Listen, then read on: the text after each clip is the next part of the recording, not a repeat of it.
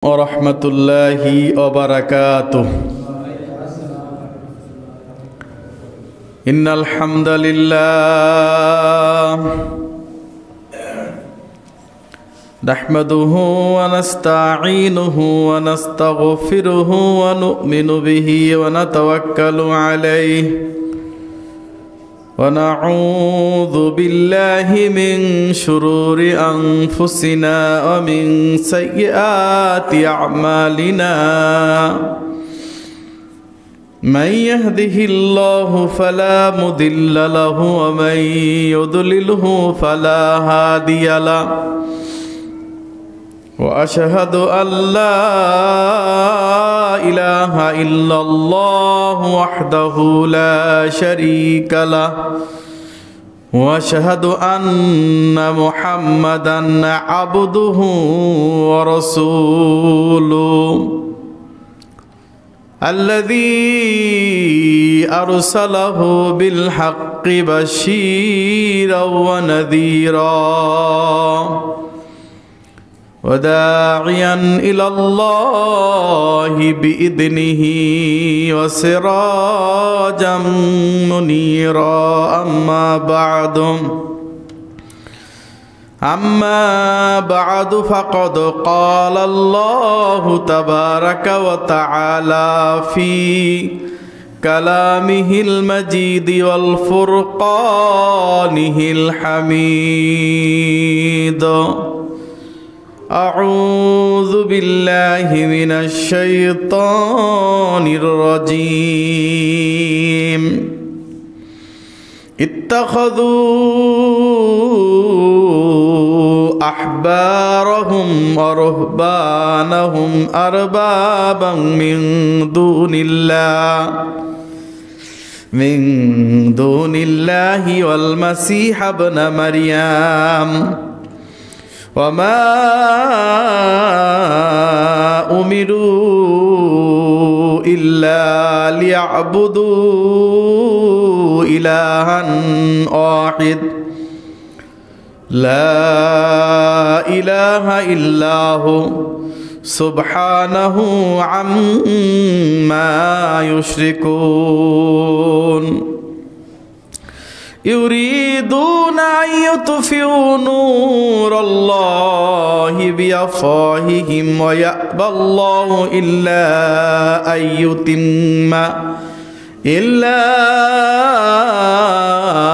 أن يتم نوره ولو كره الكافرون. والذي أرسل رسوله بالهدى ودين الحق ليظهره على الدين كله ولو كره المشركون. يا أيها الذين آمنوا إن كثيرا من الأحبار والرهبان لا يأكلون أموال الناس بالباطل ويصدون عن سبيل الله. وعن أبي هريرة رضي الله تعالى عنه قال رسول الله صلى الله عليه وسلم قال الله تعالى كذبني ابن آدم ولم يكن له ذلك وشتمني ولم يكن له ذلك فأما تكذبه إياي فقوله لا يعيدني كما بداني وليس أول خلقي بيهوان علي من إعادته. وأما شتمه إياي فقوله اتخذ الله ولدا وأنا الأحد الصمد التي لم ألد ولم أولد ولم يكن لي كفوا أحد. রওয়াহুল বুখারী। প্রশংসা মহান রব্বুল আলামিনের জন্য, যার অশেষ মেহেরবানিতে আজকে আমরা জুমার মসজিদে আসতে পেরেছি। পবিত্র কোরআন ও সহিহ হাদিসে দুটি কথা শোনার জন্য বসতে পেরেছি। যে মহান রব্বুল আলামিন আমাদেরকে এখানে আসার, পবিত্র কোরআন ও সহিহ হাদিসে দুটি কথা শোনার জন্য একত্রিত করে দিলেন, তারই জন্য জানাই শুকরিয়া। সবাই বলি আলহামদুলিল্লাহ। অতঃপর সালাত ও সালাম বর্ষিত হোক শেষ নবী, সর্বশ্রেষ্ঠ নবী, শাফিউল মুযনিবিন, রাহমাতাল লিল আলামিন, জনাবে মুহাম্মদুর রাসূলুল্লাহ। সবাই বলি সাল্লাল্লাহু আলাইহি ওয়াসাল্লামের প্রতি। গত জুমআতে আপনাদের সামনে আমি পবিত্র কোরআনে সূরা তওবা 9 নম্বর সূরার 31, 32, 33 আয়াত তেলাওয়াত করেছিলাম বটে, আজকেও করেছি। কারণ গত পর্বে আমি প্রথম 31 আয়াতের অর্ধেক অনুবাদ, অর্ধেক তাফসীর করে শেষ করতে পারি নাই। তো আজকে ইনশাআল্লাহ তাআলা এর বাদ বাকি তাফসীরটুকু পেশ করার চেষ্টা করব ইনশাআল্লাহ। মা তাওফিক ইল্লা বিল্লাহ, আলাইহি তাওয়াক্কালতু ওয়া ইলাইহি উনীব। আল্লাহ সুবহানাহু ওয়া তাআলা বলছেন পবিত্র কোরআনে সূরা তওবা 9 নম্বর সূরার 31 নম্বর আয়াতে, ইত্তাখাযু আহবারহুম ওয়া রুহবানাহুম আরবাবাম মিন দুনিল্লাহি ওয়াল মাসিহ ইবনে মারইয়াম। নিশ্চয়ই তারা, ইহুদি খ্রিস্টানেরা, তাদের পোপ পাদ্রীকে, তাদের ধর্মযাজকদেরকে রবের আসনে বসিয়ে দিয়েছে, মিন দুনিল্লাহ, আল্লাহকে বাদ দিয়ে, ওয়াল মাসিহ ইবনে মারইয়াম, এবং মরিয়ম পুত্র ঈসাকেও, মারিয়াম পুত্র ঈসাকেও। আমি আপনাদের সামনে বলেছিলাম গত পর্বে যে কিভাবে তারা তাদের পোপ পাদ্রীদেরকে, তাদের ধর্মযাজকদেরকে ধর্মের আসনে, আল্লাহর আসনে, রবের আসনে বসিয়ে দিয়েছে। গত পর্বে এটা আলোচনা করেছিলাম। আজকের যে অংশটুকু বাকি ছিল সেটা আল মাসিহ ইবনে মারইয়াম। তারা মরিয়ম পুত্র ঈসাকেও আল্লাহ বলে মানে কি মানে না? রব বলে মানে কি মানে না? রব বলে মানে। কারণ তারা বলে যে মসিহ হচ্ছে আল্লাহর পুত্র। কি বলে? মসিহ বা ঈসা হচ্ছে আল্লাহর পুত্র, নাউজুবিল্লাহ। এমনকি তারা এভাবে বলে যে ঈসা, মারিয়াম আর আল্লাহ তিনে মিলে এক, নাউজুবিল্লাহি মিন যালিক। নবী করিম সাল্লাল্লাহু আলাইহি ওয়াসাল্লাম যখন মক্কাতে ইসলামের দাওয়াত দিচ্ছিলেন, তার অনুসারীদের সংখ্যা খুব কম ছিল, অল্প ছিল। তৎকালীন সময় তৎকালীন নেতারা রাসূলুল্লাহ সাল্লাল্লাহু আলাইহি ওয়াসাল্লামের অনুসারীদের উপর অকথ্য নির্যাতন শুরু করল। পৃথিবীর ইতিহাসে সর্বপ্রথম যিনি শহীদ হয়েছিলেন তিনি একজন নারী, যার নাম ছিল সুমাইয়া রাদিয়াল্লাহু তাআলা আনহা। আবু জাহাল বর্ষার লজ্জাস্থানে তাকে বর্ষার আঘাত মেরে হত্যা করেছিল। এই সুমাইয়া রাদিয়াল্লাহু তাআলা আনহা তিনি একজন নারী ছিলেন, আর তিনি হচ্ছেন ইসলামের প্রথম শহীদ। তারপরে খাব্বাব ইবনে আরত, ইয়াসির পরিবারকে তারা অকথ্য নির্যাতন করেছিল। বিলাল রাদিয়াল্লাহু তাআলা আনহুকে তারা গলার ভিতরে রশি দিয়ে, হাতের মধ্যে রশি দিয়ে তপ্ত মরুভূমির মধ্যে টেনে হেঁচড়ে নিয়ে গিয়েছিল, এবং সেখানে তারা তপ্ত মরুভূমির মধ্যে তাকে চিৎ করে শোয়ায়ে তার বুকের উপর পাথর চাপা দিয়েছিল, আর বলেছিল তার প্রভু, তার মনিব উমাইয়া, যে তুমি মুহাম্মাদের ধর্ম ত্যাগ করো, আমি তোমাকে এই অত্যাচার করা থেকে রেহাই দেব। তিনি প্রচণ্ড পানি পিপাসায় কাতর হয়েও একটি কথা বলেছিলেন, আহাদ আহাদ আহাদ, লা ইলাহা ইল্লাল্লাহ। তিনি বলেছিলেন আল্লাহ এক, আল্লাহ এক, আল্লাহ এক, লা ইলাহা ইল্লাল্লাহ, আল্লাহ ছাড়া কোনো মাবুদ নাই, আল্লাহ ছাড়া হক কোনো ইলাহ নাই। সে যখন পানি পিপাসায় ছটফট করছে, উমাইয়া গিয়ে তাকে বলছে, ওহে বিলাল, এখনো সময় আছে, মুহাম্মাদের ধর্ম ত্যাগ করো। উমাইয়া যখন এ কথা বলতে গেল তখন তিনি বললেন আহাদ লা ইলাহা ইল্লাল্লাহ। এ কথা বলার পর উমাইয়া আরও তার উপর আক্রোশে ফেটে পড়লেন। তখন বিলাল আহত বাঘের মতো গর্জন করে উঠে বলল, ওহে উমাইয়া, লা ইলাহা ইল্লাল্লাহ কালেমা এটা শুনে তোমার যখন এত কষ্ট লাগে, আল্লাহি আল্লাহর কসম, আল্লাহি আল্লাহর কসম, আল্লাহি আল্লাহর কসম, এর চাইতে রাগ উদ্রেককারী কোনো বাক্য যদি আমার জানা থাকতো তাহলে সেটাই বলতাম। সুবহানাল্লাহ। কতটা ইমানের পাওয়ার, কতটা ইমানের জোর। রাসূলুল্লাহ সাল্লাল্লাহু আলাইহি সাল্লাম যখন দেখলেন যে তার অনুসারীরা অকথ্য নির্যাতনে পিষ্ট হচ্ছে, তখন রাসূলুল্লাহ সাল্লাল্লাহু আলাইহি সাল্লাম তাদেরকে বললেন যে তোমরা বাদশা নাজ্জাশীর কাছে চলে যাও।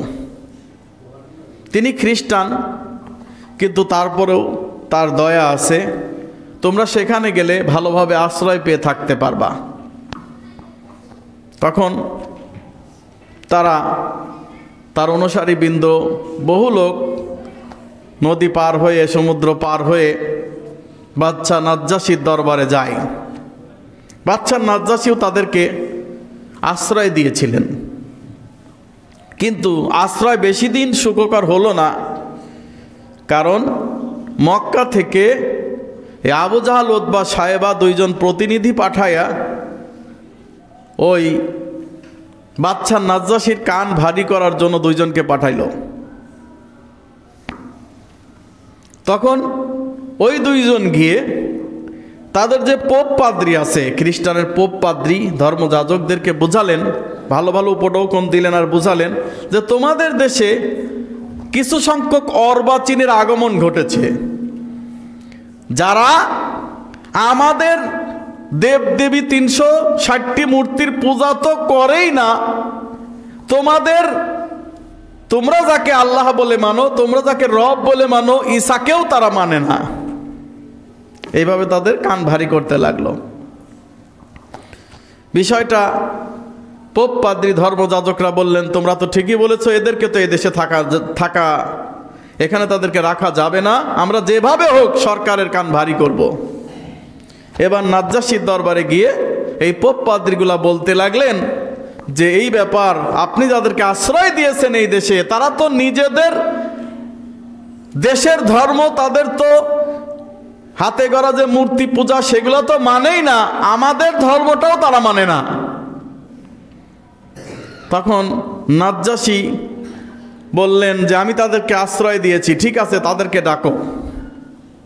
তাদেরকে ডাকা হলো আর তাদেরকে জিজ্ঞাসা করা হলো তোমরা আসলে কি চাও, আমাদের দেশে কেন এসেছো?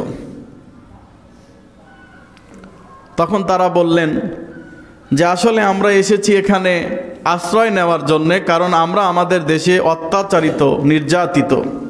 কেন তোমরা নির্যাতিত?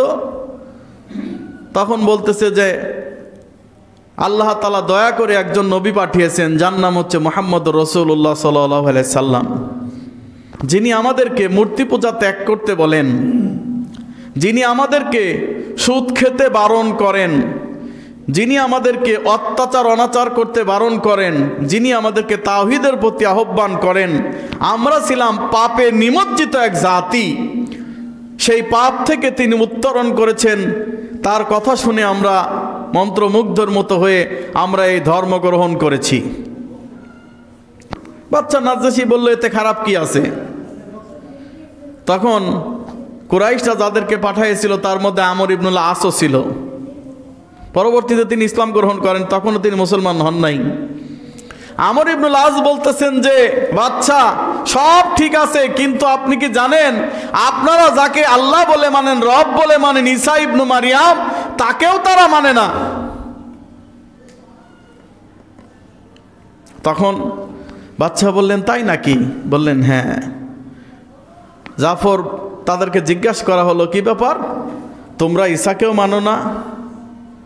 তখন জাফর সর্বপ্রথম সামনে এগিয়ে এসে ভাষণ শুরু করে দিলেন আর বললেন কেন মানব না, অবশ্যই আমরা ঈসাকে মানি, আমরা তাকে আল্লাহর পুত্র বলে মানি না, বরং আমরা আল্লাহর নবী বলে মানি। এরপর সূরা মারিয়াম তেলাওয়াত করতে লাগলেন। সূরা মারিয়াম যখন তেলাওয়াত করতে লাগলেন, বাচ্চা তখন সূরা মারিয়াম শুনে আবেগে আপ্লুত হয়ে দুই চোখের পানি ছেড়ে দিলেন। দুই চোখের পানি ছেড়ে দিলেন। দুই চোখের পানি ছেড়ে দিয়ে তারপরে তেলাওয়াত শেষে তিনি বলতেছেন, ওহে তোমরা যত টাকা পয়সা উপঢৌকনি আমাকে দাও না কেন, শুনে রাখো এই মুসলমান যা বলেছে, ঈসা আলাইহিস সালাতু ওয়াস সালাম এই যে একটা খড়কুটা তুলিয়ে বললেন, এর চাইতে বেশি কিছু নয়। তিনি আল্লাহর বান্দা ছিলেন, তিনি আল্লাহর রাসূল। আসলে এটাই সত্য।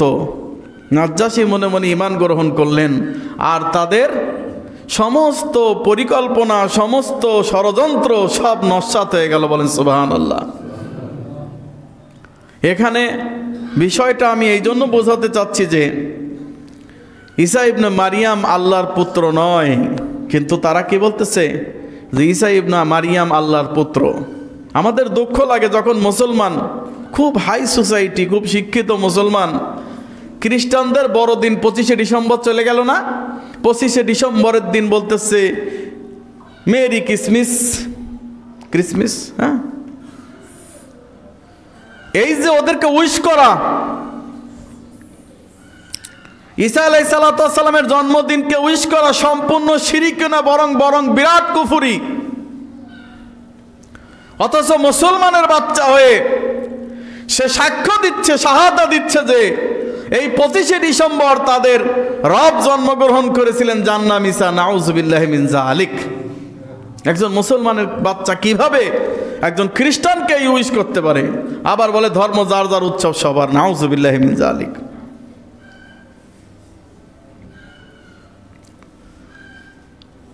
এই পৃথিবী ভিতরে সবচাইতে বড় মিথ্যা কথা হচ্ছে যে আল্লাহর সাথে শরীক সাব্যস্ত করা, যে আল্লাহর পুত্র আছে। রাসূলুল্লাহ সাল্লাল্লাহু আলাইহি ওয়াসাল্লাম বলছেন, বুখারী মিশকাতের 20 নম্বর হাদিস, ওয়ান আবি হুরায়রা রাদিয়াল্লাহু তাআলা আনহু قال قال رسول الله صلى الله عليه وسلم قال الله। আবু হুরায়রা রাদিয়াল্লাহু তাআলা আনহু বলেন, রাসূলুল্লাহ সাল্লাল্লাহু আলাইহি ওয়াসাল্লাম বলেছেন, قال الله, আল্লাহ বলেছেন। এটাকে হাদিসে কুদসি বলা হয়। কাজ্জাবানি ইবনে আদম, মানুষ আমাকে মিথ্যাবাদী বলে। ওয়ালাম ইয়াকুল্লাহু যালিক, অথচ মানুষ আমাকে মিথ্যাবাদী বলাটা ঠিক নয়, এরকম বলাটা ঠিক নয়। ওয়াশাতামানি, মানুষ আমাকে গালি দেয়। ওয়ালাম ইয়াকুল্লাহু যালিক, অথচ আমাকে মানুষ গালি দেওয়াটা ঠিক নয়। এখন প্রশ্ন আসতে পারে যে আল্লাহকে মিথ্যাবাদী বা কে বলল, আল্লাহকে গালি বা কে দিল? রাসূলুল্লাহ সাল্লাল্লাহু আলাইহি ওয়াসাল্লাম বলছেন, ফা আম্মা তাকযিবুহু ইয়া ফাকাউলুহু, আল্লাহকে মিথ্যাবাদী বলা হচ্ছে এই যে বান্দা বলে আমি যখন মরে যাব, পচে যাব, মাটির সাথে মিশে যাব, আল্লাহ তাআলা আমাকে আবার নতুন করে সৃষ্টি করবেন, এটা কি সম্ভব? তারা আল্লাহকে মিথ্যাবাদী বলতে চায় যে আল্লাহ আমাদেরকে বানিয়েছেন ভালো কথা, তিনি আবার আমরা মরে যাওয়ার পর আবার জীবিত করবেন, এটা মিথ্যা কথা। নাউযুবিল্লাহ, এটা তারা বলে থাকে। আল্লাহ বলেন বান্দা আমাকে মিথ্যাবাদী বলে যে আমি নাকি তাদেরকে পুনরায় সৃষ্টি করতে পারবো না, অথচ আমি তাদেরকে পুনরায় সৃষ্টি করতে সক্ষম। শুধু তাই না, প্রথমবার সৃষ্টি করার চাইতে দ্বিতীয়বার সৃষ্টি করা কি বেশি সহজ নয়? আল্লাহ বলতেছেন প্রথমবার সৃষ্টি করার চাইতে কি দ্বিতীয়বার সৃষ্টি করা বেশি সহজ নয়? আপনি বলবেন যে মানুষ যখন মাটির সাথে পচে যাবে, মরে যাবে, মানুষকে পুড়িয়ে ছাই করে দেওয়া হলো, এরপর আল্লাহ তাআলা আবার সেখান থেকে কিভাবে সৃষ্টি করবেন? আল্লাহ বলতেছেন আমি সৃষ্টি করতে সক্ষম। শুধু সক্ষমই নয় আর নুসাউইয়া বানানা, আমি তোমাদের হাতের আঙ্গুলের যে ছাপ এটাও স্পষ্ট আকারে দিতে সম্ভব। বলেন সুবহানাল্লাহ। তোমাদের হাতের আঙ্গুলের যে ছাপ আছে সেটাও দিতে পারবো, শুধু তোমাদেরকে সৃষ্টিই করব না। এখন বলবেন যে হুজুর এ কথা হচ্ছে কোরআনে আছে, কথা মানলাম, কিন্তু এটা তো বাস্তবে বিশ্বাস করা কঠিন। যখন দেহের সমস্ত কিছু মাটির সাথে পচে যাবে, হাড্ডিটাও মাটির সাথে মিশে যাবে, তখন আবার মানুষকে আল্লাহ তাআলা নতুন করে কিভাবে সৃষ্টি করবেন? এই কথা, এই যুক্তি বিজ্ঞানীরা অনেক দিন ধরে গবেষণা করে দেখলো যে এটা কিভাবে সম্ভব। কিন্তু বিজ্ঞানীরা আবিষ্কার করতে করতে, গবেষণা করতে করতে একটা জিনিস উপলব্ধি করতে পারলো যে মানুষের শরীরের সব কিছু পচে গলে গেলেও, পুরে ছারখার হয়ে গেলেও, একটা জিনিসের নাম আছে যার নাম হচ্ছে অণুবীজ। এটা কখনো নষ্ট হয় না, পড়ে না, পুড়ে এটা শেষ হয় না, মাটিতেও পচে না। সে জিনিসটা কি? অণুবীজ। অণুবীজটা কি? আমাদের এই যে আমাদের যে এইখানে পিছনের যে হাড় আছে, একদম নিচে চলে যাওয়ার পরে এতটুকু একটা হাড় আছে, একটু গোল সাইজের বা চ্যাপ্টা সাইজের একটা হাড় আছে। সারা শরীরের সব কিছু পুরে ছারখার হয়ে গেল, ওই জিনিসটা পড়ে না। সুবহানাল্লাহ। ওই জিনিসটা কখনো নষ্ট হবে না। সেইখান থেকে আল্লাহ সুবহানাহু ওয়া তাআলা আবার আমাদেরকে সৃষ্টি করবেন, বলেন সুবহানাল্লাহ। এরপরে আল্লাহ বলছেন, অশাতামানি আলাম ইয়াকুল্লাহু যালিক, বান্দা আমাকে গালি দেয়, কিন্তু বান্দার গালি দেওয়া উচিত নয়। আজকে নয়াপাড়া বাজারে বা মির্জাপুর বাজারে বা বাংলা বাজারে যদি আপনার পিতাকে কেউ গালি দেয়, বলেন তো আপনি দাঁড়িয়ে থাকতে পারবেন? পারবেন? পারবেন না। দেখেন, আমার বাচ্চার বয়স মাত্র 35 মাস, 3 বছর 5 মাস। একটা লোক মসজিদে রাস্তা করার কারণে, তার রাস্তাটা হচ্ছে, তার জায়গাটা হচ্ছে সরকারি জায়গা, সেইখান দিয়ে উনি রাস্তা দেবে না, উনি খুব খারাপ মানুষ। তো ওইখানে কিছু কলা গাছ লাগাইছে, রাস্তা দিবে না। তো মানুষজন যাওয়ার কারণে কলা গাছ একটা ভেঙে পড়ে গেছে, এসে ইচ্ছা মতো বকাবাজি শুরু করছে, যা মুখে আসতেছে তাই বলতেছে। সবচেয়ে বড় দোষ দিচ্ছে হচ্ছে আমার, যে তুই এখানে রাস্তা, মসজিদের রাস্তা দেওয়ার কারণে আজকে আমার এই ক্ষতি হইল। অনেক কথা বলতেছে, আমি কিচ্ছু বলতেছি না, আমি বাসার মধ্যে চলে আসতেছি। আমার বাচ্চা বলতেছে, এই তুই আমার বাবারে গালি দিস, তোর এত বড় সাহস? পিচ্ছি, হ্যাঁ, তুই আমার বাবারে গালি দিস, তোর এত বড় সাহস? ওর সাহস দেখে তো আমি অস্থির। আমি চলে আসছি বাড়ির মধ্যে, ওই লোকটারে সেই গালি দিতেছে। তো বিষয় হচ্ছে যে আপনার বাবাকে কেউ গালি দিলে অটোমেটিক আপনি ঠিক থাকতে পারবেন না। অবশ্যই আপনি এর প্রতিকার করবেন। না পারলেও যদি নিজেও মার খান, আশঙ্কা আছে যে আপনি সেখানে মার খেতে পারেন, তবু আপনি, আপনার বাবা অত্যাচারিত হচ্ছে, আপনার বাবাকে মারতেছে বা আপনার বাবাকে গালি দিচ্ছে, আপনি স্থির থাকতে পারবেন না। বলেন, আপনার আব্বার চাইতে আল্লাহ বড় না ছোট? কথা কয় না। আল্লাহ বড় না ছোট? আল্লাহ বলতেছেন, ইবনে আদম শাতামানি, বনি আদম আমাকে গালি দেয়, ওয়ালাম ইয়াকুন লাহু যালিক, কিন্তু বনি আদমের এটা করা উচিত নয়। আল্লাহকে গালি দেওয়ার অর্থ হচ্ছে, তারা বলে ইত্তাখাযুল্লাহু ওয়ালাদান, আল্লাহ সুবহানাহু ওয়া তাআলা সন্তান গ্রহণ করেছেন। নাউযুবিল্লাহ।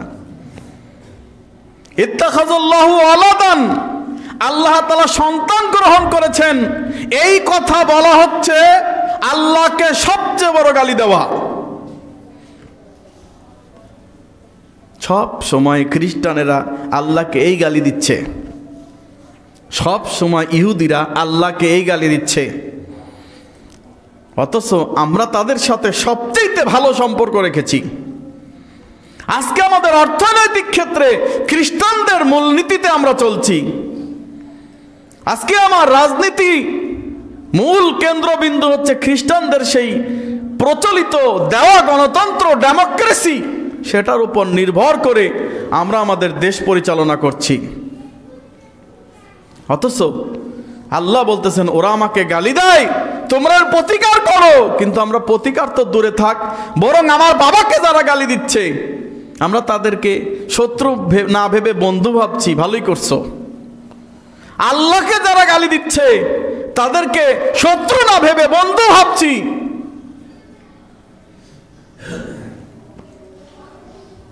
যারা বলে আল্লাহ সন্তান গ্রহণ করেছেন তারা হচ্ছে আল্লাহকে গালি দেয়।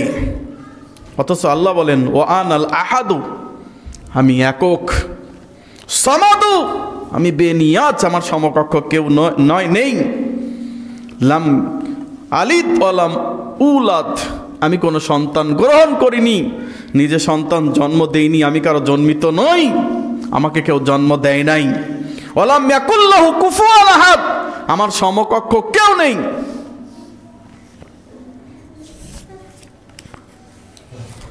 চিন্তা করে দেখেন, আল্লাহকে যদি গালি দেওয়া হয় পরিস্থিতি কি হবে? আল্লাহকে যদি বলা হয় যে আল্লাহ সন্তান গ্রহণ করেছেন, তাহলে শাস্তিটা কি হতে পারে, পরিস্থিতি কি হতে পারে? এ মর্মে আল্লাহ তাআলা সূরা মারিয়াম 19 নম্বর সূরার 89 থেকে 94 আয়াত পর্যন্ত বলছেন, ওয়াকালাত তাখাযুর রহমানু ওয়ালাদা, তারা বলে দয়াময় আল্লাহ সন্তান গ্রহণ করেছেন। লাকাদ জিইতুম শাইয়ান ইদ্দা, তারা তো এক অদ্ভুত কাণ্ড করে বসেছে, তাদের মুখের ভাষাটা বড়ই অদ্ভুত। তাকাদুস সামাওয়াতু ইয়াতাফাত্তারনা মিনহু ওয়া তানশাক্কুল আরদু ওয়া তাখিরুল জিবালু হাদ্দা। আর এই কারণেই হয়তো এখনই নবমণ্ডল ফেটে পড়বে। আল্লাহকে যদি বলা হয় যে আল্লাহর সন্তান আছে, এই কথা বলার অপরাধ এতই বড় যে এখনই মনে হয় নবমণ্ডল ফেটে পড়বে, আকাশ ফেটে পড়বে, পৃথিবী খণ্ড বিখণ্ড হয়ে যাবে, পর্বতমালা চূর্ণ বিচ্ছিন্ন হয়ে যাবে। আন দা'ওয়ার লিররহমানি ওয়ালাদা, আন দা'ও লিররহমানি ওয়ালাদা, যে তারা বলে আল্লাহ তাআলার সঙ্গে তারা দয়াময়ের জন্য সন্তান আহ্বান করে, অথচ সন্তান গ্রহণ করা দয়াময়ের কাজ নয়। কেউ যদি আল্লাহর সন্তান সাব্যস্ত করে, আল্লাহ বলতেছেন হয়তো এর কারণে নবমণ্ডল আকাশ ফেটে পড়বে, পৃথিবী খণ্ড বিখণ্ড হয়ে যাবে, পর্বতমালা চূর্ণ বিচূর্ণ হয়ে যাবে। এত বড় অপরাধ। এই অপরাধের কারণে আল্লাহ তাআলা চাচ্ছেন যে বান্দার উপর এটা হোক, কিন্তু যেহেতু একটা নির্দিষ্ট সময় আছে, আল্লাহর সামনে সবাই উপস্থিত হবেন, সেই কারণে এই পৃথিবী খণ্ড বিখণ্ড হচ্ছে না, আকাশ পতিত হচ্ছে না, একটাই কারণ যে আল্লাহ তাআলা বিচারের মাঠে এটার ফয়সালা করবেন। ইন কুল্লু মান ফিস সামাওয়াতি ওয়াল আরদি ইল্লা আতার রহমানু আবদা, কিয়ামতের দিন এমন কোন বাপের বেটা নাই, কিয়ামতের দিন এমন কোন নবী নাই, কিয়ামতের দিন এমন কোন ওলি নাই, কিয়ামতের দিন এমন কোন মানুষ নাই যে আল্লাহর সামনে তার দাস না হয়ে উঠবে। সবাই আল্লাহর দাস হয়ে উঠবে। হ্যাঁ, সবাই আল্লাহর দাস হয়ে উঠবে। অতএব আল্লাহ সুবহানাহু ওয়া তাআলাকে এই কথা বলা কত বড় অপরাধ একটু চিন্তা করে দেখেন। অথচ প্রতিনিয়ত ইহুদি খ্রিস্টানরা আল্লাহকে গালি দিচ্ছে, হ্যাঁ, আল্লাহকে গালি দিচ্ছে, বান্দা তাকে মিথ্যাবাদী বলছে, অথচ আল্লাহ তাআলা এখনো আসমান অটুট রেখেছেন, জমিন অটুট রেখেছেন, রিজিক দিচ্ছেন। কারণ রাসূলুল্লাহ সাল্লাল্লাহু আলাইহি ওয়াসাল্লাম বলেছেন, বুখারী মুসলিম মিশকাতের 23 নম্বর হাদিস, মা আহাদুন আসবার আলা আযান ইয়াসমাউহু মিনাল্লাহ ইয়াদউনা লাহুল ওয়ালাদু সুম্মা ইউআফিহিম ওয়া ইয়ারযুকুহুম। রাসূলুল্লাহ সাল্লাল্লাহু আলাইহি সাল্লাম বলেন, পৃথিবীতে কষ্টকর কথা শুনে সবচাইতে বেশি যিনি ধৈর্য ধারণ করতে পারেন তিনি হচ্ছেন আমার আল্লাহ। বলেন সুবহানাল্লাহ। সবচাইতে কষ্টকর জিনিস শুনে যিনি ধৈর্য ধারণ করতে পারেন তিনি হচ্ছেন আমার আল্লাহ। মানুষ আল্লাহর সাথে তার সন্তান আহ্বান করছে, অথচ আল্লাহ সুবহানাহু ওয়া তাআলা তারপরও তাদেরকে মাফ করে দিচ্ছেন। ওয়া ইয়ারযুকুহুম, এবং তাদেরকে রিজিক দিচ্ছেন। বলেন সুবহানাল্লাহ। হ্যাঁ, আল্লাহর কাছে সবচেয়ে রাগ ক্রোধ উদ্বেগকারী বাক্য হচ্ছে কেউ বলা যে আল্লাহর সন্তান আছে। নাউযুবিল্লাহ। এত বড় অপরাধ করার পরেও আল্লাহ ধৈর্য ধারণ করেছেন, বান্দাকে ক্ষমা করছেন, এই পৃথিবীর আলো বাতাস ভোগ করার অধিকার তাদেরকে দিয়েছেন। শুধু তাই না, ওয়াইয়ারযুকুহুম ওয়াইয়ারযুকুহিম, এবং তাদেরকে রিজিক দান করছেন। বলেন সুবহানাল্লাহ।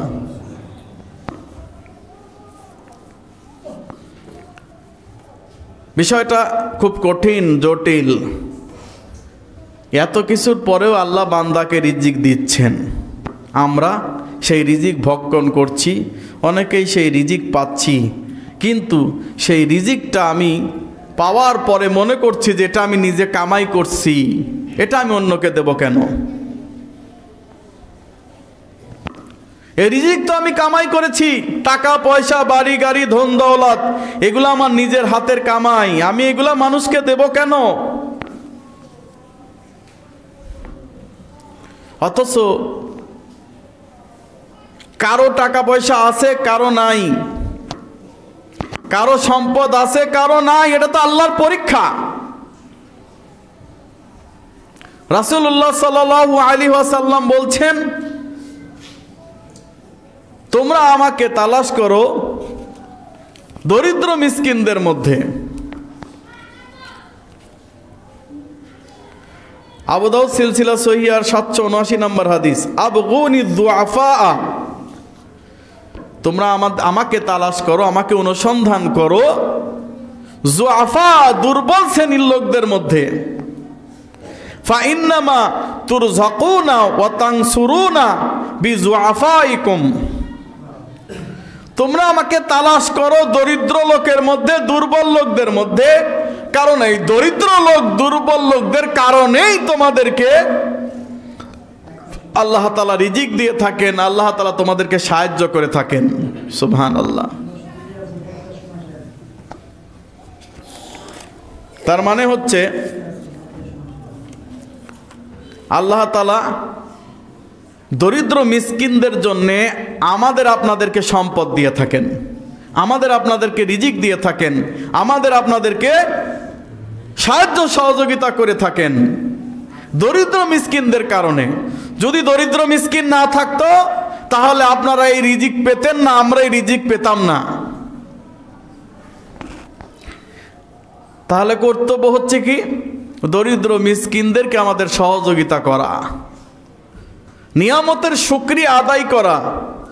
অথচ আমি দেখেছি অনেক বড় লোকের দোকানে, কোটি কোটি টাকার মালিক, যে তার দোকানে একটা ফকির গিলে ভিক্ষে পায় না, বলে যে মাফ করেন।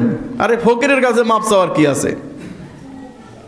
একটা ফকির নয়, তোমার দোকানে গেলে সর্বোচ্চ 5 থেকে 10টা টাকাই নিবে। তোমার কাছে যদি দিনে 10, 15, 20টা ফকির যায়, কয় টাকাই বা তুমি দেবে? কিন্তু দেখা যায় ওদের দোকানে গিয়ে পায় না, বরং কিছু ওর চাইতে নিম্ন সংখ্যক গরিব মানুষের দোকানে গিয়ে কম করে 5টা টাকা পায়। আর ওরা সমাজ মেনটেন করার জন্যে একবারে খুচরা 2 টাকা নোট খুচরা করে নিয়ে আসে, সেই টাকাগুলা ফকিরকে দেয়। ফকির ঘৃণা করে ওই দোকানে ঢোকে না, কারণ 2 টাকার নোট এখন অচল হয়ে গেছে, বলা চলে, কেউ নেয় না, শুধু ফকিররা নেয়। 2 টাকার নোট কারা না এখন? ফকিররা নেয়, ঠেলাই পরে নেয়, তাছাড়া নিত তারাও নেয় না এখন। ওই বড় বড় দোকানগুলাতে খুচরা করে রাখে 2 টাকার নোটগুলা, ফকিরগুলা গেলে তাদেরকে দেয়। অথচ 5 টাকার নিচে দেওয়া উচিত মনে করি না আমি, কারণ 5 টাকার নিচে বর্তমানে কিছুই হয় না, বর্তমানে কিছুই হয় না। তো এই ফকির মিসকিনগুলো আপনার দুয়ারে যাচ্ছে, অথচ আপনার উচিত ছিল ফকির মিসকিনের দুয়ারে যাওয়া। যেদিন আপনার থেকে নিয়ামত ছিনিয়ে নেওয়া হবে, যেদিন আপনার থেকে আপনার সম্পদকে ছিনিয়ে নেওয়া হবে, সেদিন আপনার পরিস্থিতি কেমন হবে জানেন? ফকিররা তো মুখ দেখে মুখটা খুলে ভিক্ষা নিচ্ছে আপনার কাছে, সেদিন আপনি মুখটা খুলেও ভিক্ষা নিতে পারবেন না। আপনাকেও ভিক্ষার থলি হাতে ধরতে পারেন, আপনি হাতে ভিক্ষার থলি আপনার হাতে ধরায় দেওয়া হতে পারে। কিভাবে? একটা গার্মেন্টসের মালিক ঢাকায় ভিক্ষা করতেছে, মুখটা ঢেকে ভিক্ষা করতেছে, কারণ সব সম্পদ শেষ হয়ে গেছে। হঠাৎ দিন রাত, রাত দিন হয়ে গেছে। আল্লাহ তাআলা ইচ্ছা করলে পারেন কি পারেন না?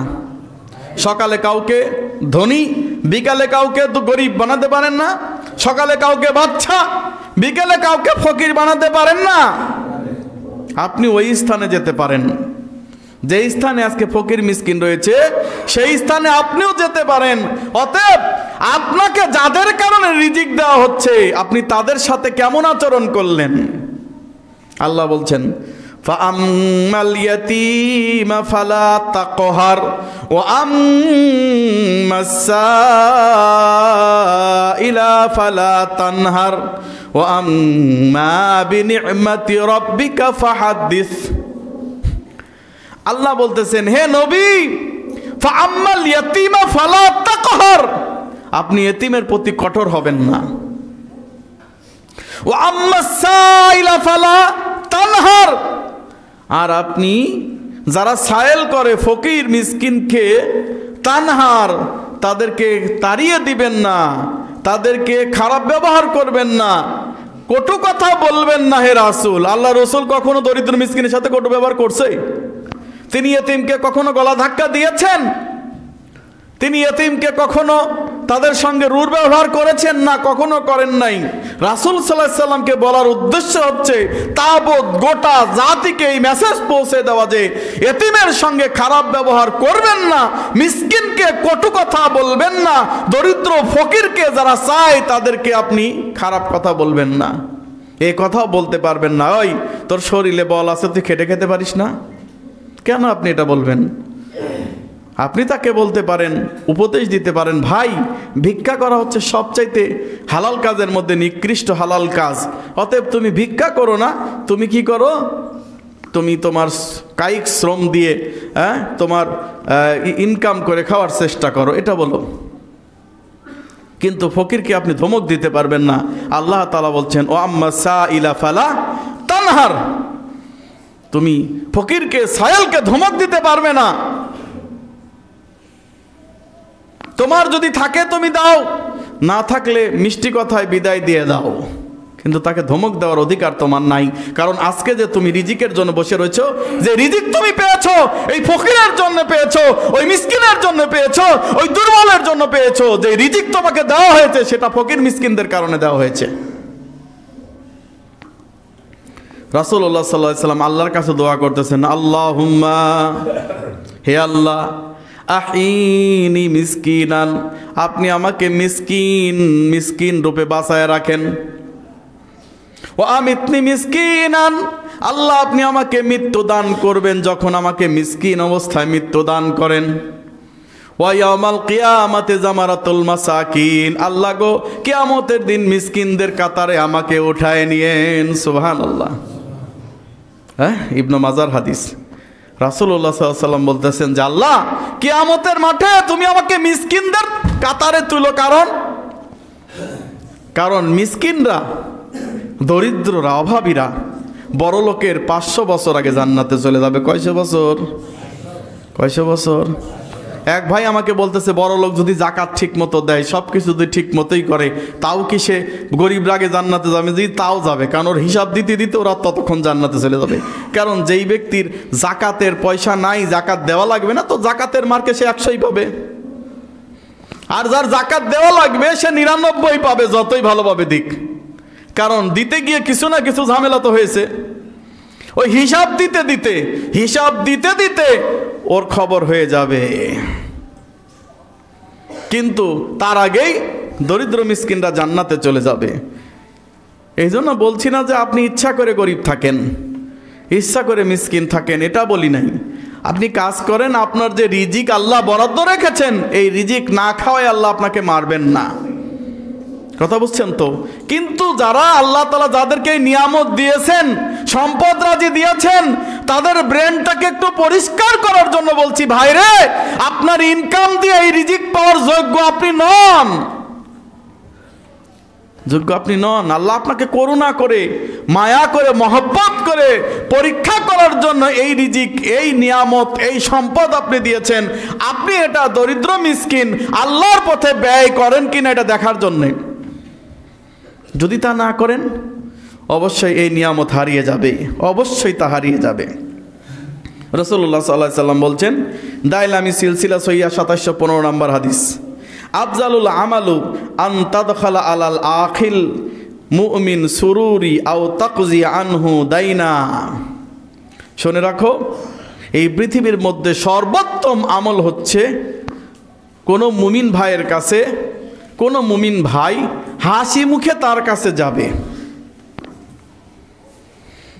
হাসি মুখে তার কাছে প্রবেশ করবে, আও তাকজি আনহু দাইনান, অথবা তার কোনো ঋণ পরিশোধ করে দিবে, আও তুতঈমুহু খুবজান, অথবা তাকে ভাত খাওয়াবে, রুটি খাওয়াবে, খাদ্য খাওয়াবে। কথা বুঝছেন তো? পৃথিবীর শ্রেষ্ঠ আমল এইগুলা, যে তুমি তোমার ভাইয়ের সাথে হাসি মুখে সাক্ষাৎ করো, তাকে আনন্দিত করো, তার ঋণ মওকুফের ব্যবস্থা করে দাও। সে দেনার দায়ে পড়ে আছে। এক ব্যক্তি রাসূলের সাহাবী, রাসূলুল্লাহ সাল্লাল্লাহু আলাইহি ওয়াসাল্লাম জানাজায় দাঁড়াবেন, এমন সময় জানা গেল যে তিনি 1 দিনার পরিমাণ ঋণ আছে। রাসূলুল্লাহ সাল্লাল্লাহু আলাইহি ওয়াসাল্লাম বলছেন যে 1 দিনার ঋণ রেখে আমি তার জানাজা পড়তে পারবো না, বরং তোমরা কেউ পড়াও, সল্লু আখিক, তোমরা এই ভাইয়ের জানাজা পড়াও, আমি চললাম। একজন সাহাবী বললেন যে ইয়া রাসূলুল্লাহ, সমস্যা না, আমি ওই 1 দিনার দিয়ে দেবো তার পক্ষ থেকে, তবু আপনি জানাজা পড়ান। রাসূলুল্লাহ সাল্লাল্লাহু আলাইহি ওয়াসাল্লাম জানাজা পড়ালেন। পড়ানোর পরে 2-3 দিন চলে গেছে, এরপরেও দেখা যাচ্ছে যে লোকটা আসলে এই 1 দিনার পরিশোধ করে নাই। 3 দিন পরে যখন তিনি জানতে পারলেন ওই 1 দিনার পরিশোধ করা হয়েছে, তখন রাসূলুল্লাহ সাল্লাল্লাহু আলাইহি ওয়াসাল্লাম বললেন, না যার রজুল, ওই লোকটা এখন মুক্তি পেল। সুবহানাল্লাহ বলবেন না? ওই লোকটা এখন মুক্তি পেল। এতক্ষণ সে ঋণের দায়েই ছিল, এখন সে মুক্তি পেল। আমি মনে হয় বুঝাইতে পারলাম না, কারণ ঋণ এমন একটা জিনিস, এই ঋণ রেখে মারা গেলে তার জানাজা কোনো উত্তম লোক, ভালো লোক পড়াইতে পারবে না। ঋণ এমন একটা জিনিস। অথচ এই ঋণ যদি আপনি মওকুফের ব্যবস্থা করে দেন, ভাই আপনার আছে, আপনি যদি তার 5,000-10,000 টাকা ঋণ মাফ করে দেন, কিছুই হবে না। কিন্তু যা হবে, রাসূলুল্লাহ সাল্লাল্লাহু আলাইহি সাল্লাম বলেছেন, কর্জ দেওয়া, ঋণ দেওয়া হচ্ছে 18 গুণ সওয়াব, আর দান করা হচ্ছে 10 গুণ সওয়াব। জান্নাতের গেটে লেখা আছে, দান করলে হয় 10 গুণ, আর ঋণ দিলে কাউকে কর্জ দিলে হয় 18 গুণ। বলেন সুবহানাল্লাহ। অনেক দিনী ভাইদেরকে শোনা যায়, এমনি টাকা দিয়ে দিয়েন, ঋণ দিয়েন না, কারণ ওর পিছনে ঘুরতে ঘুরতে আপনার জীবন শেষ হয়ে যাবে। আরে ভাই, যত ঘুরবেন ততই সওয়াব, সমস্যা কি? সমস্যা কি? বরং তাকে কর্জ দেন, কর্জ দেওয়া অনেক সওয়াবের কাজ। দান করলে ওই ব্যক্তির মান সম্মান ভুলণ্ঠিত হয়। সে চিন্তা করে যে আমাকে একবারে দিয়ে দিল, আমাকে ফকির ভাবছে, কিন্তু সে নিজের একটা আত্মমর্যাদা পায় যে অন্তত আমি তার কাছে ধার নিয়েছি, দেব, শোধ করবো ইনশাআল্লাহ। দিতে পারতেছে না, আপনি যদি তার সহজতা আরোপ করেন, তার ঋণ মওকুফের ব্যবস্থা করে দেন, এই পৃথিবীর সবচাইতে সুন্দর একটা আমল আপনি করলেন। কিন্তু এটা পাওয়া যায় না। মানুষ লক্ষ লক্ষ টাকা দান করে, হাজার হাজার টাকা দান করে, কিন্তু কারো 500 টাকার ঋণ মাফ করে দেয় না। দেয় না। আমি আজ পর্যন্ত এরকম লোক পাই নাই। আমি অবশ্য 2-1 জনকে দিয়েছি, আমি 2-1 জনকে মাফ করে দিছি, আলহামদুলিল্লাহ। আমিও অনেকের কাছে ঋণ আছি, আমি চাইবো যে আমাকেও যদি কেউ মাফ করে দেয়, আলহামদুলিল্লাহ। কারণ জানি না, গতকালকে আমার ছাত্র যাকে আমি পড়াইতাম, সে হার্ট স্ট্রোক করে মারা গেছে। আপনার মণিপুরে জাকির নামে একটা ছেলে। আমি এখানে প্রথম যখন আসছি এই মণিপুরে, তখন আমি তাকে প্রাইভেট পড়াইতাম। আজকে থেকে ধরেন 20 বছর আগের কথা, কিন্তু তার বয়স যে খুব একটা বেশি তাও না, 35-36 বছর সম্ভবত হয়েছে। এই ছেলেটা গতকালকে মৃত্যুবরণ করেছে হার্ট স্ট্রোক করে। বলেন, আমি যে এখান থেকে খুতবা দেওয়ার পর বাড়িতে যেতে পারবো নিশ্চয়তা আছে, কিন্তু আমি তো ঋণগ্রস্ত, আমিও তো ঋণের গ্রস্ত আছি।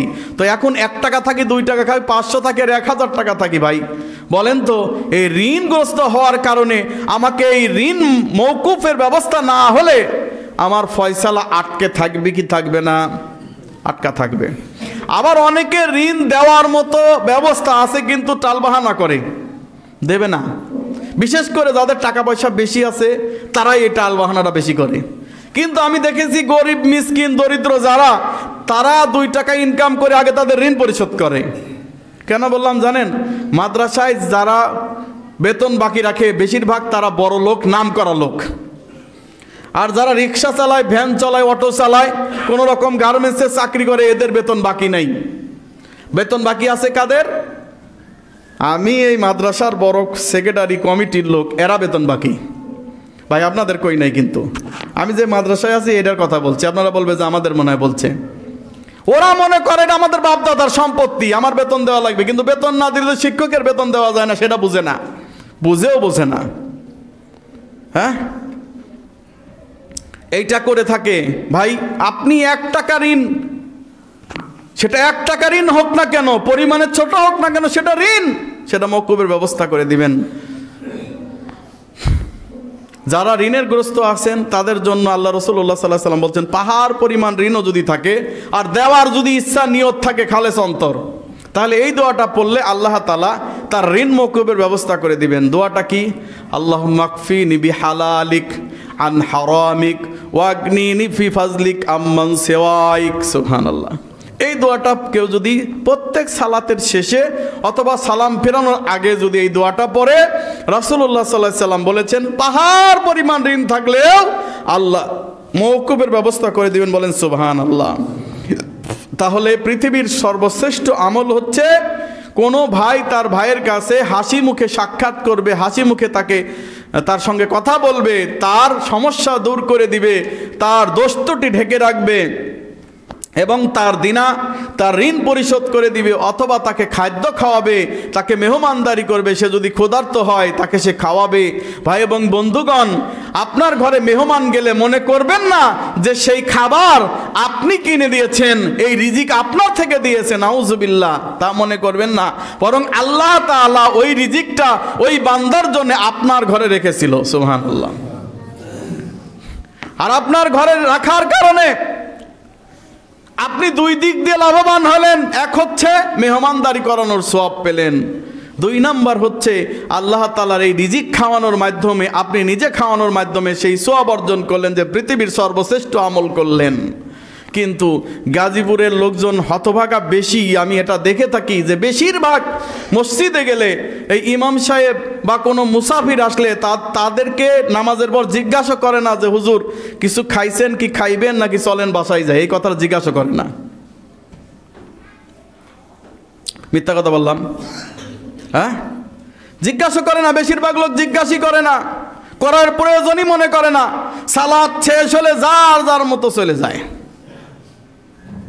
এই প্রসঙ্গে একটা কথা বলছিলাম আমি পিরুজালি একটা মসজিদে, এরপরেই 2 পক্ষ বাঁশ নিয়ে মারার জন্য রেডি হয়ে গেছে। কি কথা বলছিলাম? যে আপনাদেরকে কথা বলার পরেও আপনারা কি করেন? মসজিদ থেকে বের হয়ে যান গাধার মতো। এত বড় কথা গাধার মতো বলল। তো আমি তো এটা আন্দাজে বলি নাই, দলিল দিয়েই বলছি। যেমন হেরাকল চেনেন তো, সম্রাট হেরাকল, তিনি কিন্তু মুসলমান হইতে চাইছিলেন। তিনি যখন আল্লাহ রাসূলের চিঠি পেলেন এবং কোরআন বুঝতে পারলেন, তখন তিনি মুসলমান হওয়ার জন্য তার সভাসদ পরিষদ বর্গকে একটি ঘরের মধ্যে আটক করলেন। তার সব দরজা আটকায় দিয়ে, গেট আটকায় দিয়ে সবাইকে এক জায়গায় করে বলতেছেন যে আমি যদি তোমাদেরকে বলি যে এই মুহাম্মদ সাল্লাল্লাহু আলাইহি সাল্লামের ধর্ম তোমরা মেনে নাও এবং তোমরা এর উপর অটুট থাকো, তাওহীদের উপর বিশ্বাস করো, তোমরা কি সেটা মানবে কিনা? এই কথা বলার পরে যে যার মতো গাধার মতো সম্রাটের কথা শোনা বাদ দিয়ে দরজার দিকে অগ্রসর হতে লাগলো। বাচ্চা তো আগেই বুঝছে যে এরা আমার কথা শুনবে না, সে কারণে সব ফটকগুলো আটকায় দিছে। আটকায় দেওয়ার পর বলতেছে ওদেরকে সবাইকে ডাক দাও, ডাক দিয়ে বলতেছে আসলে তোমাদের বাপ দাদা ধর্মের উপর তোমরা আছো, এটা পরীক্ষা করার জন্য আমি তোমাদেরকে বলেছিলাম। আসলে তো আমিও এটা গ্রহণ করবো না, তোমাদেরও গ্রহণ করার দরকার নাই। বাচ্চা মনে মনে আমার ক্ষমতা চলে যাবে আর আমি ওই ধর্ম গ্রহণ করবো, হইতে পারে না। নাউজুবিল্লাহি মিন যালিক। তো তারা গাধার মতো ছুটে গিয়েছিলেন, এ কথা হাদিসে আছে। তো আমি তাদেরকে বলেছিলাম যে আপনাদেরকে বিদআত থেকে পরিত্যাগ করতে বললে, শিরিক পরিত্যাগ করতে বললে, বাপ দাদা রসম রেওয়াজের মুখে লাথি মারতে বললে তখন আপনারা গাধার মতো পলায়ন করেন। তখনই তারা খেপছিল এবং দুই পক্ষ লাঠি সোঁটা নিয়ে রেডি। আউযুবিল্লাহি মিনাশ শাইতানির রাজিম। ভাই এবং বন্ধুগণ, আপনার ঘরে যে মিসকিন, যে মেহমান খাবে, এটা আপনি রিজিক দেন না, এই রিজিক দেয় আল্লাহ সুবহানাহু ওয়া তাআলা। আর এই রিজিক দেওয়ার মাধ্যমে আল্লাহ তাআলা আপনার উপর বারাকা বাড়িয়ে দেন, নিয়ামত বাড়িয়ে দেন। সুবহানাল্লাহ। হ্যাঁ, সুতরাং সুবহানাহু আম্মা ইউশরিকুন, আল্লাহ সুবহানাহু ওয়া তাআলা পবিত্র, তিনি শিরকের অনেক ঊর্ধ্বে। ইউরিদুনা আন ইউতফিউ নূরাল্লাহি বিআফওয়াহিহিম ওয়া ইয়াবাল্লাহু ইল্লা আন ইউতিম্মা নূরাহু ওয়ালাউ কারিহাল কাফিরুন। তারা চায় মুখের ফুৎকারে আল্লাহ সুবহানাহু ওয়া তাআলার বাণীকে, আল্লাহ তাআলার এই দ্বীনকে তারা কি করতে চায়? মুখের ফুৎকারে নিভিয়ে দিতে চায়। আল্লাহ বলতেছেন আল্লাহ তাআলা এই দিনকে প্রতিষ্ঠা করেছেন, তার নূরকে, ওয়ালাউ কারিহাল কাফিরুন, যদিও কাফেররা তা পছন্দ করে না। আয়াতের সব ব্যাখ্যা করতে গেলে সময় হবে না, সময়ও শেষের দিকে। আল্লাহ বলছেন ইয়া আইয়ুহাল্লাযীনা আমানু ইন্না কাসীরাম মিনাল আহবারি ওয়া রুহবান লা ইয়াকুলুনা আমওয়ালান নাসি বিল বাতিল ওয়া ইয়াসুদ্দুনা আন সাবিলিল্লাহ। শোনো, আল্লাহ বলতেছেন হে ঈমানদারগণ, আমি তোমাদেরকে ছোট্ট একটা মেসেজ দিচ্ছি। কি মেসেজ? ইন্না, নিশ্চয়ই, কাসীর, বেশি, আহবার ও রুহবান, তোমাদের মধ্যে আলেম ওলামা, ধর্মযাজক, পীর, দরবেশ, লা ইয়াকুলুনা, অবশ্যই খাচ্ছে, আমওয়ালান নাসি বিল বাতিল, মানুষের অর্থ সম্পদ বাতিল পন্থায় ভক্ষণ করিতেছে। যদি মানুষের অর্থ সম্পদ বাতিল পন্থায় খাইতো সেটা তেমন বিষয় ছিল না, কিন্তু ইয়াসুদ্দুনা আন সাবিলিল্লাহ, আল্লাহর রাস্তা থেকে তাদেরকে সরিয়ে দিচ্ছে। হ্যাঁ, তাবিজ তোমার আছে না? একটা তাবিজের দাম 5,000 টাকা। তাবিজ দিলে সন্তান বিছানায় পেশাব করা বন্ধ করে দেয়, তাবিজ দিলে ভয় পাওয়া থেকে উদ্ধার হয়, তাবিজ দিলে স্বামী স্ত্রীর মধ্যে অমিল থাকে যে ভালোবাসার সৃষ্টি হয়, তাবিজ দিলে প্রেমিক প্রেমিকাকে কাছে পায়। অব্যর্থ তাবিজ 10,000 টাকা দাম, 10,000 টাকা দাম। নাউজুবিল্লাহ। অথচ রাসূলুল্লাহ সাল্লাল্লাহু আলাইহি ওয়াসাল্লাম বলতেছেন মান আল্লাকা তামিমাতান ফাকাদ আশরাক, যে ব্যক্তি তাবিজ লটকালো সে শিরক করলো। আবু দাউদ মিশকাতের 4552 নম্বর হাদিস। অথচ এই সমস্ত আহবার রহবান, পীর, পুরোহিত, ধর্মযাজক, মাওলানা, কথিত শায়েখ কি করছে? মানুষের অর্থ সম্পদ তো অন্যায়ভাবে খাচ্ছেই, শিরিক করে জাহান্নামের মধ্যে নিক্ষেপ করছে। নাউযুবিল্লাহি মিন যালিক। আপনারা জানেন আলাউদ্দিন জিহাদি নামে লোকটাকে চেনেন? উনি ছিলেন কি? কোন পীরের মুরিদ জানি? আট-টসি পীরের মুরিদ। আট-টসি পীরের মুরিদ ছিলেন আলাউদ্দিন জিহাদি সাহেব। তিনি বর্তমানে ফেসবুকে এসে একটি হাটে হাড়ি ভেঙে দিয়েছেন, বলতেছেন এরা ভণ্ড যারা মাজারে টাকা দেয়, মাজারে সেজদা করে, এই মাজারে যাদেরকে টাকা দেয় তাদের তো চারানো উপকারও হয় না, দরিদ্র মিসকিনও পায় না, বরং এই সমস্ত খাদের নামে হারামিরা এই সমস্ত টাকা পয়সা নিয়ে এসির মধ্যে থাকে এবং এই সমস্ত টাকা পয়সা দিয়ে তাদের সন্তানকে বিদেশে পড়ায়। পীর অসুস্থ হলে যায় সিঙ্গাপুরে, পীর অসুস্থ হলে যায় বড় বড় বিদেশে যায় চিকিৎসার জন্য, কিন্তু মুরিদকে ফু দিয়ে, মুরিদকে তাবিজ তোমার দিয়ে, মুরিদকে বিভিন্ন প্রকার দিয়ে মুরিদের রোগ সারায়। নাউজুবিল্লাহ। পীর অসুস্থ হলে তুমি যদি এত বুজুর্গ হও, এত দরবেশ, অত বিদেশ যাও কেন তোমার অসুস্থ হইলে? হ্যাঁ, তোমার ফুতে আর তোমার তাবিজে যদি মুরিদের সব রোগ ভালো হয়ে যায় তাহলে তুমি কেন বিদেশ যাও চিকিৎসার জন্য? তার মানে এগুলো সব ভণ্ডামি। এই ভণ্ডামির রাজত্ব ভেঙে দেওয়ার জন্য একজন লোকের আবির্ভাব হয়েছিল রাসূলুল্লাহ সাল্লাল্লাহু আলাইহি ওয়াসাল্লামের মৃত্যুর বহু বছর পর। তার নাম হচ্ছে মুহাম্মদ বিন আব্দুল ওহাব নাজদি, যিনি বই লিখেছেন কিতাবুত তাওহীদ। আমরা ক্লাস 6-এ এটা পড়ায় থাকি। মক্কা মদিনাতেও কিন্তু এই পীর কবর পূজা শুরু হয়েছিল, কিন্তু আল্লাহ তাআলা এই মুজাদ্দিদকে, যুগশ্রেষ্ঠ মুজাদ্দিদ মুহাম্মদ বিন আব্দুল ওহাব নাজদি, তাকে এনে আল্লাহ তাআলা এই সমস্ত মূর্তি, এই সমস্ত মাজারগুলাকে ভেঙে খণ্ড খণ্ড চুরমার করে দিয়েছিলেন। তিনি হচ্ছেন মুহাম্মদ বিন আব্দুল ওহাব নাজদি, যেই কারণে বিদাতিরা এর নাম শুনলেই পেশাব করে দেয় এবং আমাদেরকে ওহাবি বলে গালি দেয়। অথচ ওহাব হচ্ছে তার পিতার নাম, আর তিনার নাম হচ্ছে মুহাম্মদ।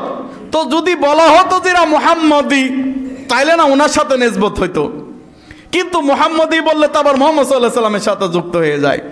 এই জন্য তারা বলে ওহাবি। আরে ওহাব তোর পিতার নামও না, ও পিতার নাম তো আব্দুল ওহাব। ওহাব তো আল্লাহ। ওহাব কে? আল্লাহ। তো ওহাবি মানে যারা আল্লাহ ওয়ালা। বলেন সুবহানাল্লাহ। তোমরা গালি দিবা আর আল্লাহ তাআলার চক্রান্ত, তোমরাও চক্রান্ত করবে, আল্লাহও চক্রান্ত করবে। আল্লাহর চক্রান্ত শ্রেষ্ঠ। সুবহানাল্লাহ। তোমরা গালি দিবা আর আমরা হয়ে যাব আল্লাহর প্রিয় ভাজন। বলেন সুবহানাল্লাহ। তো এই সমস্ত পীর মুরিদির খানকা ভেঙে চুরমার করে দিয়েছিলেন মুহাম্মদ বিন আব্দুল ওহাব আল নাজদি। বন্ধুগণ, এই যারা পীরের ভক্ত, তারা এতই নিকৃষ্ট আকীদা লালন করে যেগুলা শুনলে আপনার মাথা নষ্ট হয়ে যাবে। আমি একবার মাহফিল করতে গিয়ে 2 দিন আটকা পড়ছিলাম হরতালে। তো সেখানে আটকা পড়ার পর আমি ট্রেন স্টেশনে 2 দিন বসে আছি ওইভাবেই। তো বললাম বসে আছি, কিছু বই পুস্তক পড়ি। 2টা বই কিনলাম। একটা বইয়ের নাম ছিল মারিফতের গোপন রহস্য। বইটার নাম কি? মারিফতের গোপন রহস্য। এই মারিফতের গোপন রহস্যের মধ্যে পড়লাম পুরা বইটা। এর 118 নম্বর পৃষ্ঠায় আছে শেখ আজল তাবরিজি নামক একটা লোক কোনো একটা কারণে সরকার তারপর ক্ষুব্ধ হলেন এবং তাকে মৃত্যুদণ্ড দেওয়ার জন্য জল্লাদের কাছে ন্যস্ত করলেন। এবার জল্লাদের কাছে ন্যস্ত করার পর জল্লাদ তাকে যেখানে রেখে কল্লাটা ছিন্ন করে দেবে সেই জায়গাটায় তাকে নিয়ে গেলেন এবং সেখানে মাথাটা রেখে বললেন, কিবলার দিকে হর, আল্লাহর নাম জপ করো। তখন তিনি কিবলার দিকে না ঘুরে আর এক দিকে ঘুরতেছেন। তো বলতেছেন, কি ব্যাপার, তোমাকে বললাম কিবলার দিকে ঘোরো আর তুমি ঘুরতেছো আর এক দিকে। তো বলতেছে যে তোমার কাজ তুমি করো, এত বেশি কথা কইও না, আমি আমার ঠিক কিবলার দিকেই আছি। এইভাবে বলতে বলতে দুইজনের মধ্যে ঝগড়া করতে করতে বাদশাহী ফরমান আসিয়া হাজির হইল। পীর সাহেবকে, এই বুজুর্গকে কি দেওয়া যাবে না? মৃত্যুদণ্ড দেওয়া যাইবে না। তো তিনি কেন দেওয়া যাবে না বেঁচে গেলেন কেন? কারণ কিবলা হচ্ছে পশ্চিম দিকে, আল্লাহ তাআলার কাবার দিকে কিবলা না করে তার পীরের দিকে কিবলা করছিল, তার পীর কেবলা। ওই পীর কেবলার দিকে কেবলা করার কারণে সে বেঁচে গেল। নাউযুবিল্লাহি মিন যালিক। কত নিকৃষ্ট আকীদা! এই মারিফতের গোপন রহস্য এই বইয়ের ভিতরে আছে। আর একটা ঘটনা আছে।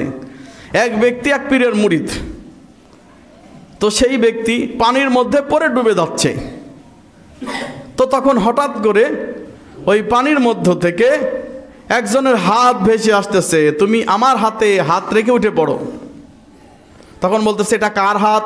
মুরিদ বলতেছে, এটা কার হাত? তে বলতেছে, এটা হচ্ছে তোমার পীরদের মধ্যে হইতে কোনো এক পীরের হাত। বলতেছে, না, আমি তো সেই পীরের হাতে বায়াত করি নাই, আমার পীরের হাত কই? হ্যাঁ, তো মুশকিল, ওই পীরের হাতে তো বায়াত করে নাই, আমার পীরের হাত কই? ঠিক আছে, ওই হাত চলে গেল, আর একটা হাত আসতেছে। এবার সেই হাতটাকে জিজ্ঞাসা করতেছে, তুমি আবার কোন হাত আমাকে বাঁচাইতে চাও?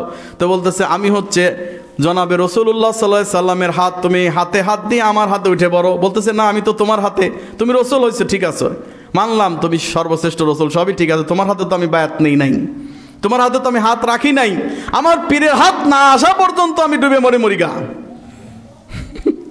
এইবার যখন পীরের হাত দৃষ্ট হইল তখন তিনি হাত ধরে নিমজ্জন হইতে বাঁচিয়া গেল। নাউযুবিল্লাহি মিন যালিক। তার মানে হচ্ছে নবী রাসূলগণের ক্ষমতার চাইতে তাদের পীরদের শায়েখদের ক্ষমতা বেশি। নাউযুবিল্লাহ। এটা তাদের আমার কথা নয়, চরমুনাইয়ের কিতাবগুলো পড়ে দেখেন, তার মধ্যে আছে কি আছে? নবী ও আউলিয়ার চাইতে পীরের দরজা বেশি, পীরের মর্যাদা বেশি, এমনকি পীরের ক্ষমতাও বেশি, নাউজুবিল্লাহ। এই জন্য পীর খানকায় বসে এইভাবে বলে, তাদের মুরিদদেরকে বলে, বনে জঙ্গলে স্থলে বন্দরে যেখানেই বিপদে পড়িবে আমাকেই স্মরণ করিয়া লইবে, আমি তোমাদেরকে আমার ক্ষমতা বলে উদ্ধার করিয়া লইব। জয় বাবা লোকনাথ, নাউজুবিল্লাহ। চিন্তা করেন, এইখানে বসে থেকে কুতুবদের মিটিং হয়, আফ্রিকায় মুরিদ বিপদে পড়ে, সেই মুরিদে বাঁচায় নাই। তাও আমাদের দেশের কথিত ওই পাকিস্তানের সবচাইতে বড় মুফতি হচ্ছে তাকি উসমানির ছাত্র নাকি উনি এই ঘটনা বর্ণনা করেন, নাউজুবিল্লাহ। চিন্তা করা যায়। আর এগুলা কথা বলতে গেলে বলে এগুলা মারেফতের গোপন রহস্য, এটা তোমরা শরীয়ত আলারা বুঝবা না। একদিনকে মজনু দেখিল একটা কুকুর হাঁটিয়া যাইতেছে, মারেফতের গোপন রহস্য এতে আছে। কুকুর হাঁটিয়া যাইতেছে, তো কুকুরকে ধরিয়া তিনি কুকুরের পায়ে চুম্বন করিলেন। ভক্তবৃন্দ জিজ্ঞাসা করিলেন, আপনি কেন এই কুকুরকে চুম্বন করিলেন? তখন বললেন যে আমি তো আসলে কুকুরকে চুম্বন করি নাই, এই কুকুর কখনো কখনো লাইলির বাড়ির সামনে দিয়া যাইতো, তাই আমি লাইলির প্রেমে অন্ধ হইয়া কুকুরের পায়ে চুম্বন দিয়াছি, নাউজুবিল্লাহ। এক পীরের মুরিদ দেখিল যে একটা কুকুর যাইতেছে, তখন সেই কুকুরকে ধরিয়া তার পায়ে চুম্বন করিল। চুম্বন করার পরে তার মুরিদগুলো জিজ্ঞাসা করিল, তুমি ইহাকে চুম্বন করিলে কেন? তো বলতেছে যে আমার পীরের খানকার কোনো একটা কুকুরের মতো তাহাকে মনে হয়েছিল, তাই আমি তাহার পায়ে চুম্বন করার অর্থ এই যে আমার সেই পীরের সেই পায়ে চুম্বন করার মতো, নাউজুবিল্লাহ। দলিল মজনু তাহার লাইলির প্রেমে মুগ্ধ হইয়া যেমন তাহার কুকুরের পায়ে চুম্বন করিয়াছিল, তাই আমি আমার পীরের প্রতি প্রেমে পাগল হইয়া এই কুকুরের পায়ে চুম্বন করিয়াছি। জোরে কন নাউজুবিল্লাহ। চিন্তা করা যায় কেমন আকীদা। এরা জান্নাতে যাবে, এরা জান্নাতে যাবে, যেতে পারে। আল্লাহ বলতেছেন যে শুনে রাখো, ওমা ইউমিন আকসারহুম বিল্লাহি ইল্লা হুম মুশরিকুন, বেশিরভাগ মানুষ ঈমান আনা সত্ত্বেও মুশরিক, ঈমান আনা সত্ত্বেও শিরিককারী, ঈমান আনা সত্ত্বেও মুশরিক। আর যারা মুশরিক তারা কোনোদিন জান্নাতে যেতে পারবে না। আল্লাহ তাআলা আমাদেরকে পবিত্র কোরআন এবং সহিহ হাদিসের উপর আমল করার তৌফিক দান করুন, আল্লাহুম্মা আমিন। আল্লাহ সুবহানাহু ওয়া তাআলা আমাদেরকে সঠিক ইসলামের উপর কায়েম থাকা তৌফিক দান করুন, আল্লাহুম্মা আমিন। বারাকাল্লাহু লানা ওয়া লাকুম ফিল কুরআনিল আযীম ওয়া নাফা'না ইয়্যাকুম আয়াতি ওয়া যিকরিল হাকীম।